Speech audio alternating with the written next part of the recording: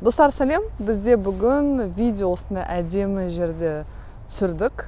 Бірінші рет сізге ұнаса лайк басып қойыңыз. Және бүгін бізде бір ерекше тақырып, бұл қоздыратын тағамдар.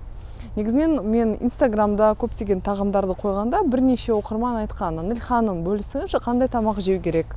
Төсек қатынаста мықты болу үшін, қоздыру үшін, әйелге, еркекке қандай тамақ жеу деген сұрақ келді.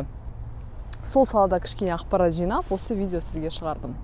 Енді ең бірінші не білуіңіз керексіз? Әрине, тек сол тағамдарды жесеңіз, бір күшті әсер бермейді. Себебі мына жерде ең басты нәрсе не?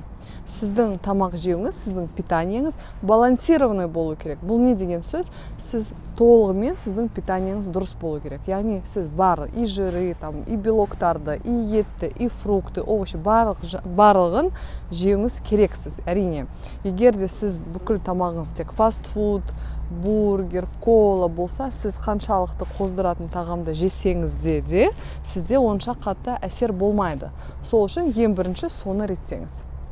Енді егер де сізде питание дұрыс, бәрі реттелген, денсаулық тарапынан бәрі нормально болса, әрине сіз уже осы мен қазір айтатын қоздыратын тағамдарды жеуге болады. Сонда либидо, яғни төсек қатынасқа қызығушылық сізде көтеріледі. Негізінен мына жерде айта кетейін, питание, тамақ жеу бір өте мықты емдейтін нәрсе. Біздің бір үлкен өмірдік бір маңызы үлкен бір бөлігі, оған көбісі мән бермейді, бірақ та көптеген ауруларды сіз дұрыс тамақ жеу арқылы емдей аласыз.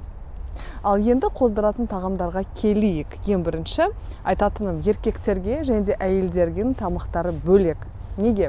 Себебі біздің жаратылысымыз бөлек, біздің гормоналдық біздің жаратылысымыз мүлдем бөлек, сол үшін тамақтарда бөлек әсер етеді. Мысалы, әйелдерді айтсақ, әйелдердің гормоналдық түрде бізді төсек қатынасқа қызықтыру үшін бізді миымыз спокойны болу керек. Егер бізде уайым, реніш, стресс болса, біз ләззат ала алмаймыз. Сол үшін әйел адамға осындай бізді расслабляющий, осындай тамақтарды жеу керек. Оның ішінде ең танымал бұл майсыз балық және де шоколад. Ең кең тараған осы.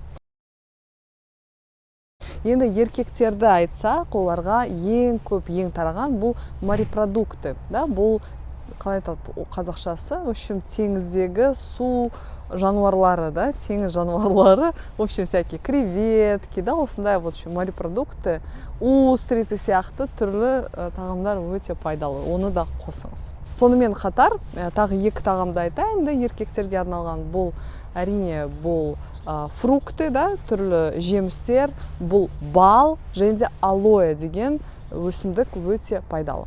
Енді қорытындылап айтсақ, егер сіз төсек қатынасты мықты, энергичный болғыңыз келсе, әрине тек қана тамақты қарастырмаңыз, ұйқыны қарастырыңыз және де спортты қарастырыңыз. Бұл бәрі режим, себебі сіз қаншалықты питание дұрыс болса да, егер сізде дұрыс ұйқы болмаса, егер сіз спортпен айналмасаңыз, сіз күнделікті тек отырып жұмыс жасасаңыз, өте активный болмасаңыз, жыныс бұлшықеттеріңіз, бүкіл физиология қан айналымы тұрса, застой, онда әрине сіз төсекте толығымен 100% белсенді бола алмайсыз. Сол үшін осы мәселеге толығымен әр ракурстан қарастырып шешуге бір қадам басыңыз.